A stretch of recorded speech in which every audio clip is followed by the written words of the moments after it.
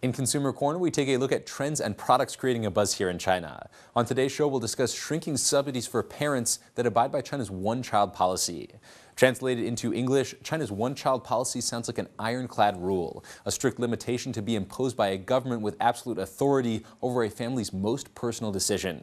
In reality, the policy has always been a kind of guiding principle, one that is enforced through a combination of penalties, incentives, and occasionally brute force.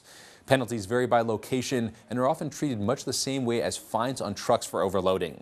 Punishing those who break the law has become another revenue stream for local governments. In the instances when local officials see hitting population targets as more important than income from fines, the enforcement can be brutal. This past June, images of the aftermath of a forced abortion in Shanxi province shocked the nation and led to ongoing recriminations. But when China first launched the one-child policy 30 years ago, it relied heavily on the carrot rather than the stick. At the time, parents who only gave birth to one child were entitled to a monthly payment of 5 yuan, or about 80 cents. This revenue would be added to each of the parents' paychecks until the first child turned 16. 80 cents might not sound like much, but at the time it accounted for about 10% of average monthly wages. Further, parents who had only one child all the way through retirement were entitled to a one-off one-child allowance for their sacrifice for the nation. Those carrots may have been some compensation in the early 1980s, but recent media reports show that over the intervening 30 years, the fees have remained unchanged. With massive growth in wages and prices, the 5 yuan monthly subsidy has dwindled to around 0.1% of wages. Put together, two parents, one child subsidy in Beijing could now just barely afford a cab ride of under 3 kilometers. Zhang Dongsheng, a member of the Communist Party's Political Consultative Conference, has long appealed for improvements to the policy and has demanded increases in monthly payments and in retirement bonuses. Since 2003, the one-time payment at retirement in Beijing has been set at $160, less than half of 1 month's average pension payment and a pathetically small reward for denying oneself a second child. Some regional governments have made efforts to increase the one-child allowances. For example, Shanghai raised monthly payments to nearly $5 per person and the one-time bonus at retirement to just over $800 per person. Still, conference member Zhang has criticized these very modest increases as completely inadequate for keeping up with the rising costs of inflation and caring for elderly parents. Further irritating observers is the huge and growing gap between the size of carrots and sticks used to implement the policy. In Beijing, fines are calculated according to the parent's income.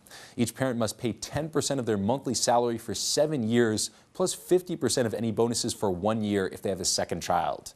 Based on the average monthly wage of about $750 in Beijing, it would cost at least $12,590 for a family trying to have a second child in the city. According to estimates by the Procuratorial Daily, China collects $4.47 billion worth of fines for exceeding one-child limits each year. Netizens have responded to media reports by lamenting the measly subsidies and decrying the heavy punishments. One poster wrote, "If we look at the problem from the angle of compensation, would it be okay to have a second child if we paid 5 yuan a month?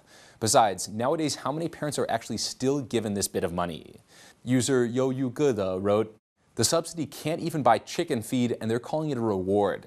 This just causes Chinese people to not care about the government's policy. Obeying it isn't worth money, but people disobeying it has become the major revenue stream for others." Some commenters put the rewards in the context of China's ballooning generational imbalances.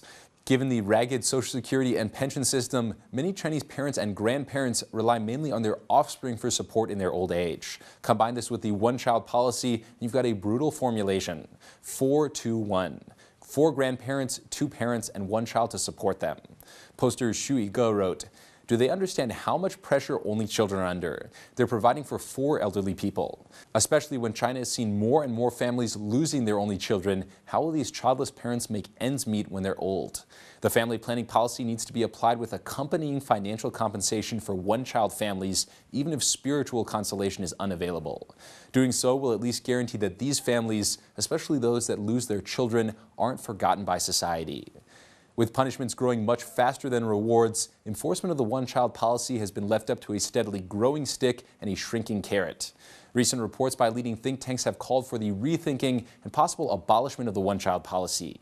That may be years or even decades away, but reforming the subsidies and the punishments would be a good start.